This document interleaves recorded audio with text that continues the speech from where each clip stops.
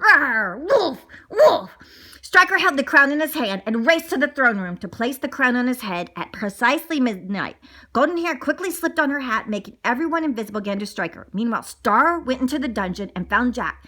The little squirrel picked the lock on the door and it opened. Sammy the duck was guarding the hallway. Wake up, Jack, my furry friend, or I'll be eaten, and you won't want your favorite little duck buddy to be eaten. So wakey, wakey. Squawk, squawk. Sammy fumbled through the darkness and tried to wake Jack up. Come on, Jack, wake up. He felt something and shook it, who he thought was Jack. Hey, who do you think I am? A shaken big pony? It took me hours to get these braids done, Paloma snapped at Sammy. It's so dark in here, I can't see a thing. Jack, where are you? Sammy complained hysterically. Sammy's teeth could be heard chattering to the dark. Leave it to me before you mess up my hair anymore. Paloma walked up and placed a few drops of some strong-smelling perfume under Jack's nose. This will wake anyone up. I got this from a secret admirer who has no taste in girls' perfume, Paloma the horse exclaimed. And she put her hoof down. Hoof! Who buys a girl this kind of perfume? Jack sniffed and with a bad smell woke up. Whoa. He broke out of his chain, still dazed from the sleeping potion. I was having a bad dream. I was dreaming I ordered a giant pepperoni pizza, supersized, but the delivery guy never brought it to me. Whoa. You were popped on the head by Striker, and he gave you a sleeping potion that Queen Manethea made, Star told him. Oh, well, that explains the bump on my head. I was looking for that slice of pizza, Jack complained as his stomach made a loud grumbling sound. Grrrr. Madame Wayne spoke up. Jack, Pierre the Mouse will make you a scrumptious peanut butter chip cupcake later, but we're going to work to do very fast. Good job, my friends. Work first, dessert later. By the way, where's Striker? Striker went to the throne chair to place a crown on his head, and ew, does he have big fangs? Sammy cried out. And bad breath. He really got to start brushing his teeth, Jack suggests. 1 minute until midnight, growled Madame Wayne. We must hurry or we'll be lost. The clock is 1 minute to 12. Jack led the way to the royal throne room. A grandfather clock, armor, swords, paintings of a younger Queen Manethea were on the walls. The animals were hiding behind a big couch. Striker was heading to the throne room. Manethea walked in wearing a drab old gray gown. I believe you have something of mine, Queen Manethea screeched. Striker turned and dejectedly looked at Manethea. He was powerless as her red eyes stared at him and glowed with anger. Her power was back and she started to transform. Okay, boys and girls, watch Jack go kick some fur, Jack whispered to his friends. Golden Hair removed her hat and allowed her hair to shine bright like a flashlight. As Manethea reached for the crown, she instantly returned younger and younger self again. She was now dressed in a magnificent long gown with serval trim encrusted with emeralds. She was beautiful. Too late, Jack. The crown is mine, scolded Manethea as her trembling hands touched the crown and Striker's hand. My lady, Striker said as he bowed down at her feet and offered the crown. Your reward, Striker, is I'm going to turn you into a toad for betraying me, Manethea said. She lifted her hand and zapped him the spell. Rip, bip, bip, bip, bop. Striker made sounds of a toad, and then he burped. Bark, bark, bark. Disgusting, Sabrina said as she looked at him from behind Madame Wayne. Serves him right. He would have turned us into roast treats, Sammy chimed in, and then hid between Madame Wayne's feet. Manethea bit down and took the crown off the toad's head. She held the crown and walked towards the golden throne chair. Not so fast, Manethea. I challenge you to a duel, Jack called out. There's no need. As your returning queen, I'll have you locked up in the dungeon with an enchantment spell you can't break, Jack. Ha, ha, ha, Manethea squealed with her evil laugh. The grandfather clock chimed once. Twice, 3 times. She took her seat and raised the crown above her. The grandfather clocked again and chimed. 4 chimes, 5, 6 times. As she was about to put the crown on her head, a slimy snail dropped out of it and landed on her eye. Ah! Screamed Manethea as a gooey, sticky snail squelched on the top of her right eyelid. Snail! Cried Paloma. I wondered where she was, Sammy said. I fell asleep by Jack. I must have crawled in his crown, the snail said. The grandfather clock chimed 7, 8, 9 times. Jack stood before Manethea as she wiped off sticky, slimy smell. She flapped around like a wild duck and fell from the throne. Ew, ew, ew, sticky, slimy snail, Manethea whimpered like a big baby. Ew. Toad Striker hopped over and gave a loud belch. Brrr! The grandfather clock chimed 10. 11 times. Jack rushed to Menethia, grabbed the crown, placed it on his head, and sat in the royal chair just as the grandfather clock chimed 12 midnight. Chime? The dark thickness started to evaporate, slowly releasing its hold on the forest. Menethia pointed her hand and released a power bolt that raced towards Jack. He lifted up his scepter and smashed the bolt. Goldenhair cried out, "Watch out, Jack!" She was so scared that a big burst of light beamed at Menethia. The light scorched her. Menethia was sunburnt. "You nasty, meddling child!" Menethia squealed as her hands and face blistered up bright red.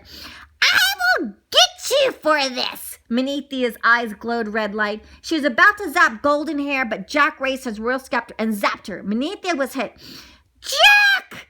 You think you won this time? But now I'll make a fur coat out of you," Menethia shouted. But Menethia was turned back to her old, wrinkled self. The dark, thick black light slivered away like a snake. "No! You can't do this to me! I'm to be the ruling queen," she cried. Menethia walked slowly to Jack and lifted her leathery hand to send a power bolt. Just as she had her hand up, the bolt just fizzled into nothing. Jack pointed his scepter at Menethia and sent her to the dungeon as she screamed, "No! To the dungeon, Menethia! No!" The normal light returned and the animals could see each other again. "I can see you! I can see you too!" They all laughed at their crazy colors, funny stripes, and interesting black markings fading away. Their previous bright colors returned. Zap, zap, zap. The animals looked normal again. The animals cheered for Jack. "Hooray!" Striker turned back to his normal wolf self with a zap. He looked at Jack, smiled, bowed down, and waved his paw in royal salute. "Your Highness." Sammy jumped down from Madam's Bane back. He stood beside Jack. Sammy stuck out his tongue at the defeated wolf. Striker swiped his paw in Sammy's direction and missed when Sammy ducked. "Old habits," he said humbly. "Striker, the impact will remain as before. You are to stay on the east side of the forest and not touch the animals. If one animal tells me they've seen you, you will be featured special for my dinner that Pierre the Mouse will create," Jack threatened. "Yes, your Royal Highness. Anything you say. You are the true king of the Ever Forest," Striker admitted in defeat.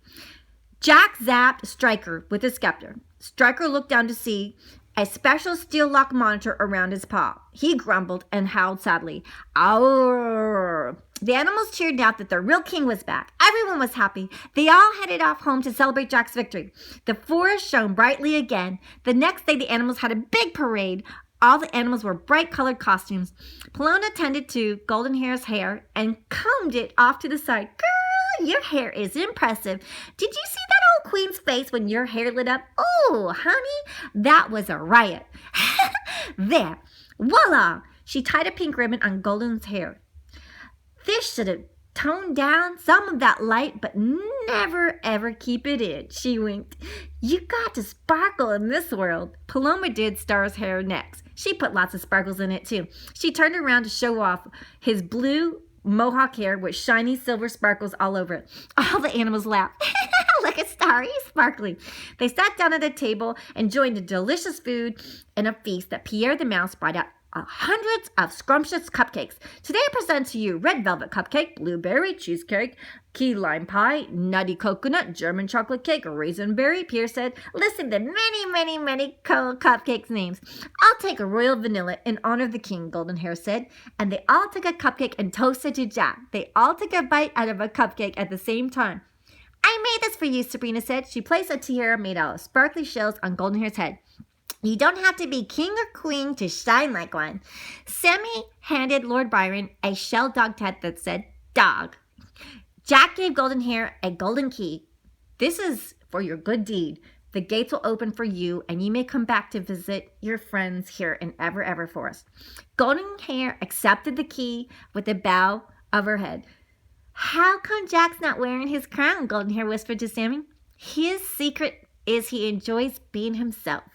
A regular bear," Sammy whispered back. "That's why he's our king.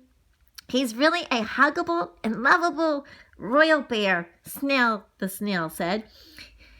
That's make him Hugalicious, Goldenhair said. Then they all laughed. Remember how I showed you how to do your hair? Paloma cried out as she watched Goldenhair leave. Don't forget us, Nugget, the bunny said. I'll never forget my new friends, said Goldenhair. She hugged all the animals and thanked them. They walked into the forest entrance. Goldenhair showed the golden key.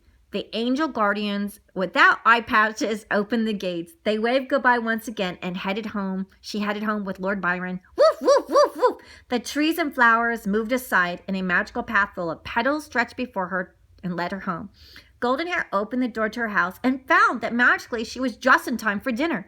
Hurry inside, there's a storm coming, dear, Eleanor said as she opened the door as Goldenhair and Lord Byron returned. No sooner had her mom said this, the lights go out, and the house was pitch black. Golden's hair lit up the place just in time for dinner. She helped her mom set the table, and everyone ate by Goldenhair's light. Her mom brought out a birthday cake to celebrate Goldenhair's surprise. I thought you forgot my birthday, Goldenhair said. We would never forget your birthday, but wanted to surprise you, Eleanor, her mom said. After dinner, Goldenhair and Roy, her brother, played a video game together. That was a first, and her dad asked her to read him a bedtime story. Goldenhair had a new recipe for success. Lily, a.k.a. Goldenhair, went to sleep with her tiara still in her head. Lord Byron slept at the foot of her bed. The night sky shone brightly with all its beautiful stars, revealing the bare constellation, and then the storm clouds covered everything as the rain came drizzling down. But through the window, Goldenhair's golden light sparkled brightly. The end. Thank you for reading Sir Herbert Sneaky's books, Jack the Bear and Goldenhair. We hope you enjoyed the adventure, and please give us a great review on Amazon and listen to it many, many times for as long as you like. Enjoy. The end.